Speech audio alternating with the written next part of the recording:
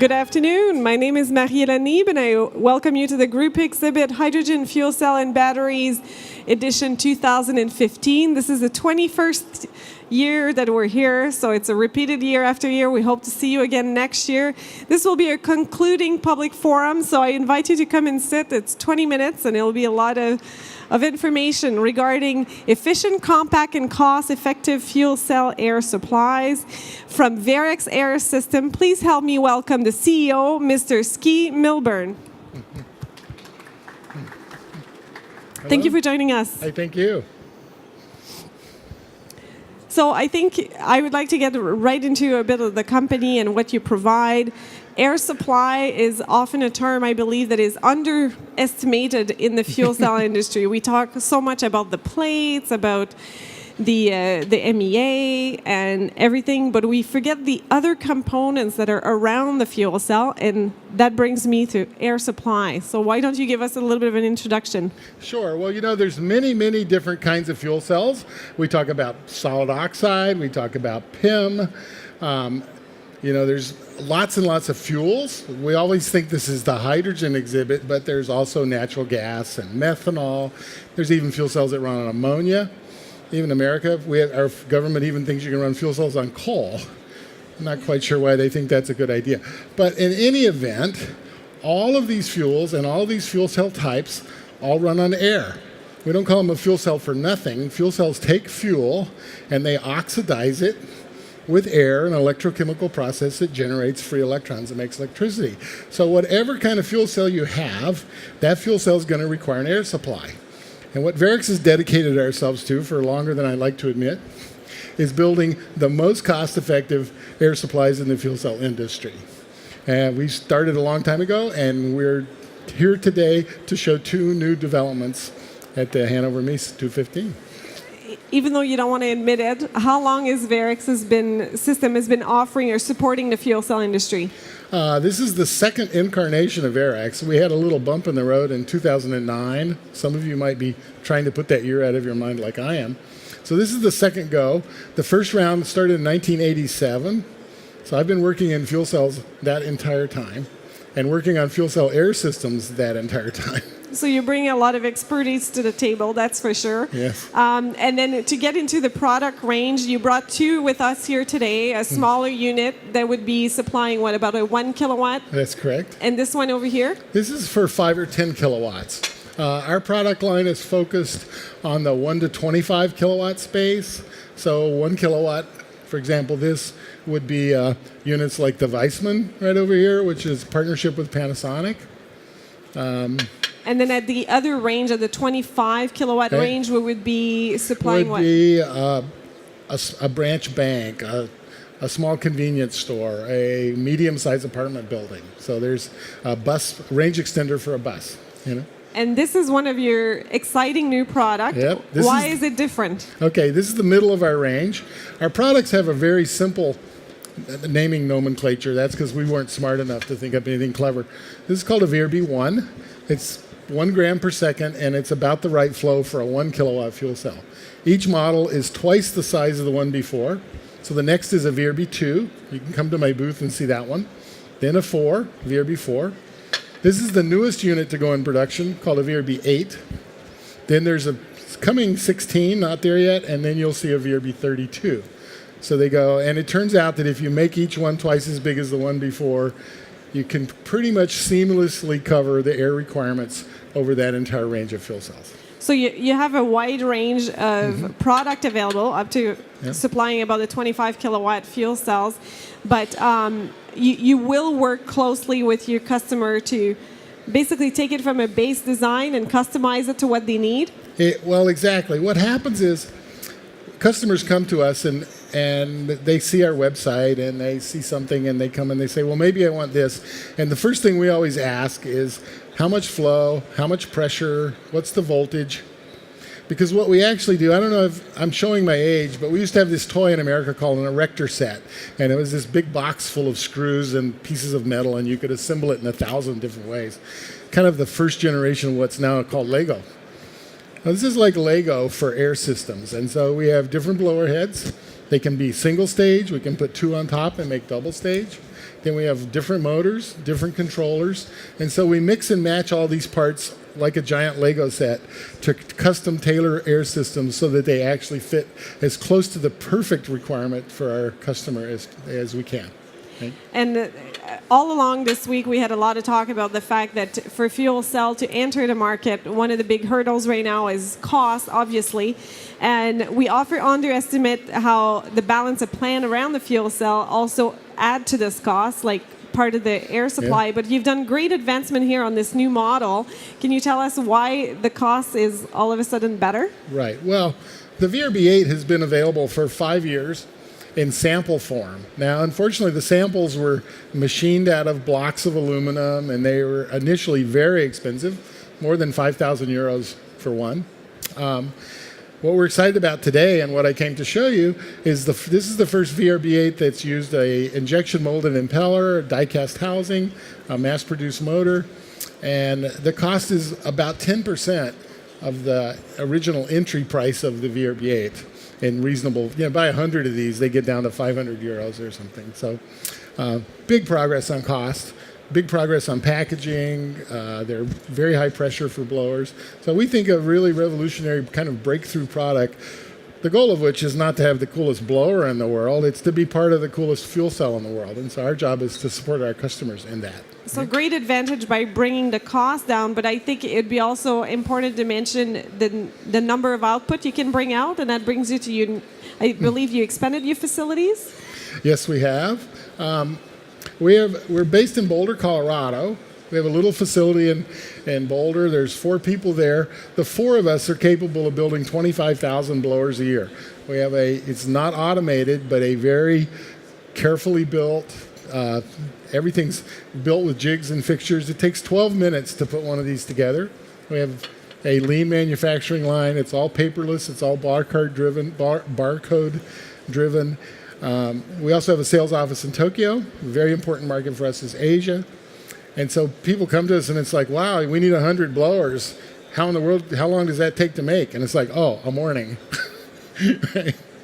So the capacity would be what then of your... Today we can build 25,000 blowers a year, single shift, and we're building a second assembly line which will allow us to go to 50,000. So would you say that you can actually supply more than what the demand is currently?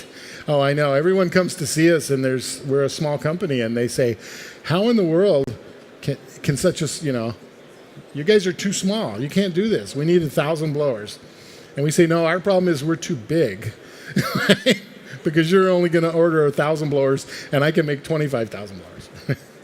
Well, that's great news. So we hope that people will come with orders of 25,000 in Well, we do too. And if you are one of those customers that need lots of blower build, I invite you to their booth, which is located at C34/2, which is straight behind us. If you keep going on the orange carpet all the way down, you'll find them across from the technical forum. I also remind you this is a public forum, so you're more than welcome to ask any questions. Just raise your hand and I'll come down with a microphone.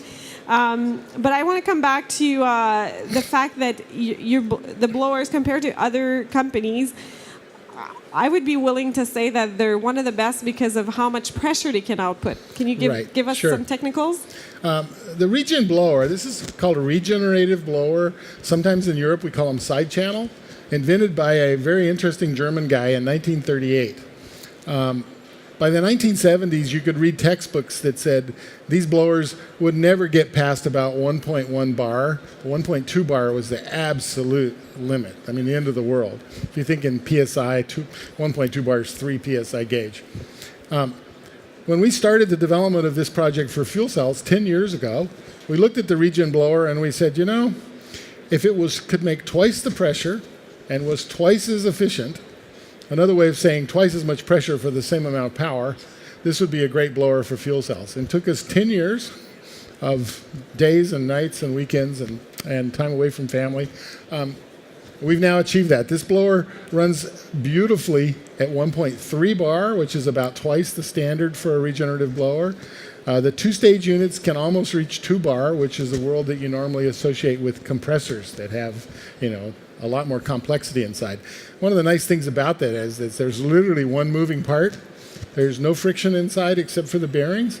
It is a fan.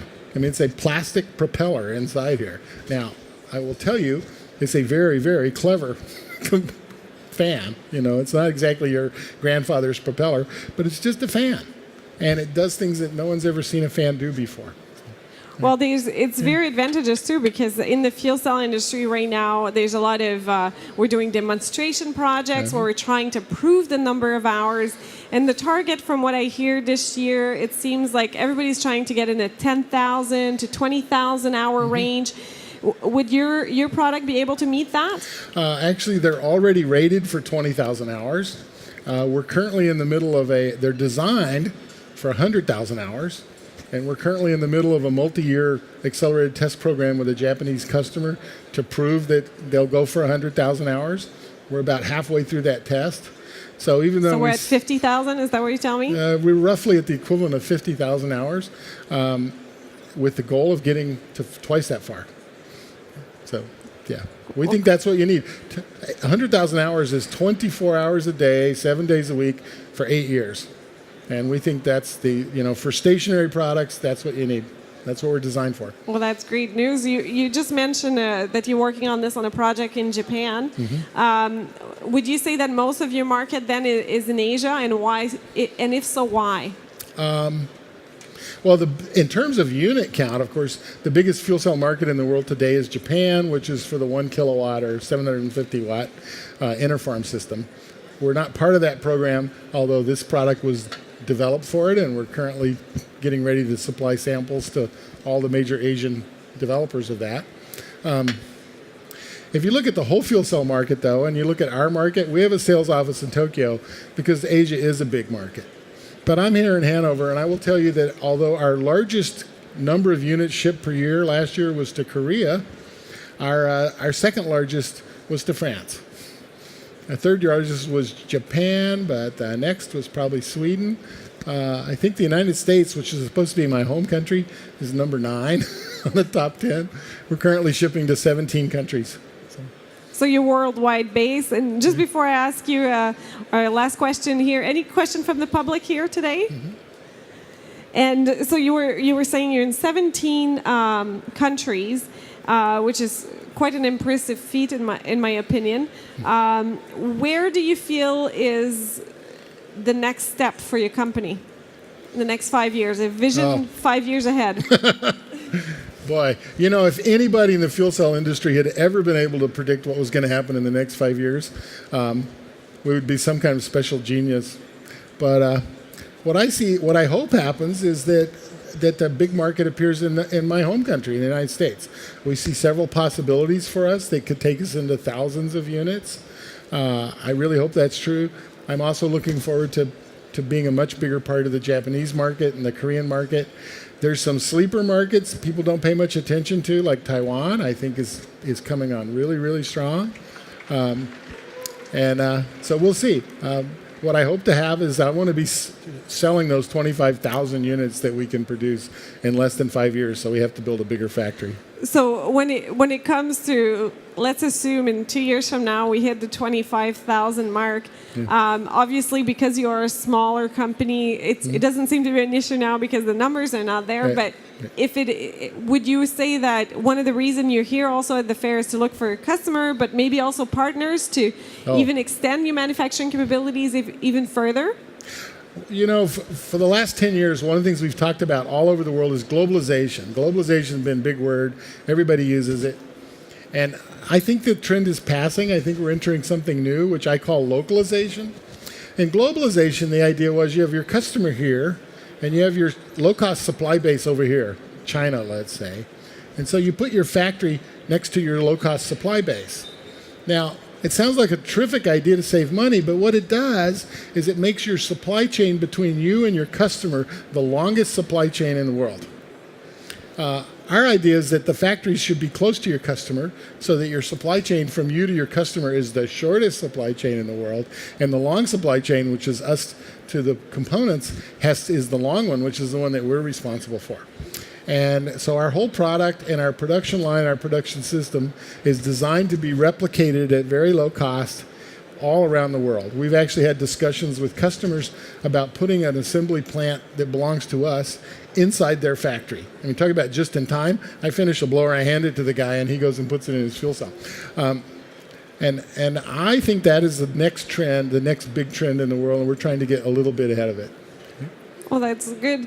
And you were also, we talked earlier about how you've been in the industry since pretty much 1987, lots of expertise to the table, and often the supply or the balance of plant, which includes air supply, is often undermined in the design of a whole fuel cell package. Would you be ready to say that one recommendation to these people coming with the balance of plant is to come and see you early on in the process to ensure that errors your company and you've done through other iterative experiments, I could say, or research, don't get repeated, and we're more efficient at bringing a good air supply quickly? Yes. In our world, we typically work with customers for more than 5 years, from first contact until the first sort of low-rate limited production unit. We're used to that. We expect it. I think sometimes people are almost embarrassed to come to us. It's like, well, we need to buy one blower, but we're 5 years from production. And we're like, oh, that's fine. That's our business model. We work with that. The ones we don't like so much is when a customer comes and says, we want to buy one because we're going to build 10,000 of those next year. And we say, well, maybe you should sit down and have a beer, and we'll tell you how this really works. Because so far in the history of the world, not even Moses, who parted the Red Sea, has been able to build 10,000 fuel cells in his second year. So lots of expertise to the table. And I sincerely would like to thank the public for their time, as well as you, Mr. Milburn. And if you have more questions for Mr. Milburn, again, his booth is C34/2, which is located far back by the technical forum. Thanks to you for your time, and thanks to Mr. Milburn. Thanks to everyone, and thanks to you. I'm sure he'll accept more questions right after or again at his booth later. Just let me get this thing off. He'll go to the sound technician. And I just wanted to put some closure to this evening. This is our last public forum for today. We'll be back tomorrow. I'm not sure of the time. I think it's at 10:20. So again, thank you for your time. Thank you for your attention, and we'll see you tomorrow.